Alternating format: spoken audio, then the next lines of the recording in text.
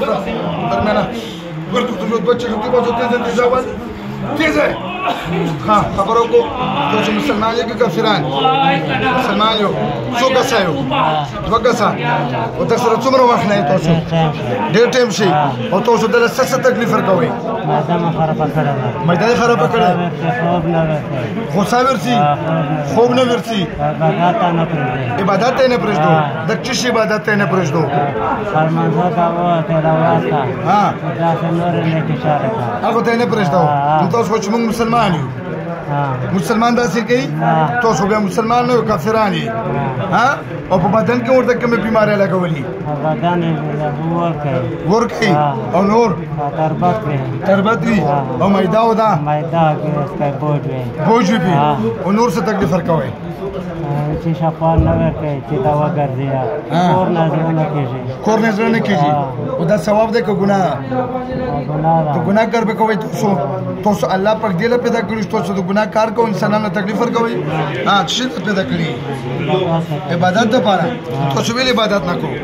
الله پاک پوه چې زه یو انسان سره د اویا میندو قدر مینه کوم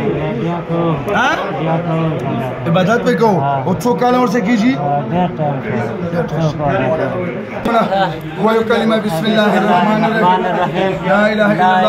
الا الله محمد رسول الله صلی الله علیه وسلم قسم کوو چې بیا به ډالک ته نه راځو چې کومې بیمارۍ مو ښودلي یا په عبادت کې رکاوټ دا به بیا موږ دوه شی نه کوو نه به کوو دروغ که رښتیا او که دوکه وه زه بسم الله کوم چې پوتره به دو ټیټ روسه د بدن نه کوزه یو څه شابه ټیټ روسه شابه دواره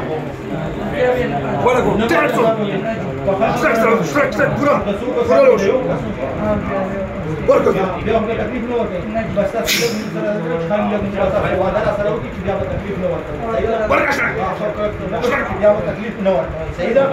او که تکلیف نه ورکو طبعا که بیا مو تکلیف ورکو بیا به سزا دی ته هم سخته سزا صحیح ده بیا خو تکلیف نه ورکو دغه بیان نه کم دی کارکه اوس بدن څنګه صحیح شو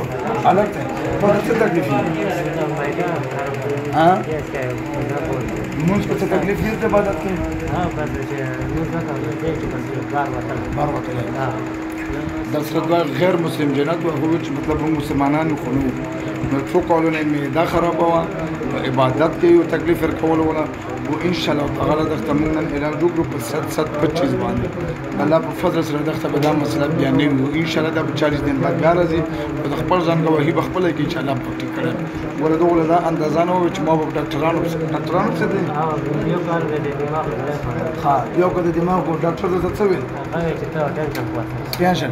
یو کال د دماغ ګولې خورلې نو چې یو کال یو سړی د دماغ ګولې خوري هغه کې پاتې شو نو سره هغه ژوندۍ بربادي نور مسله دا نه و مسله د جنات و دماغ نه و ان شاء الله دا بینه نه بد یو ګولې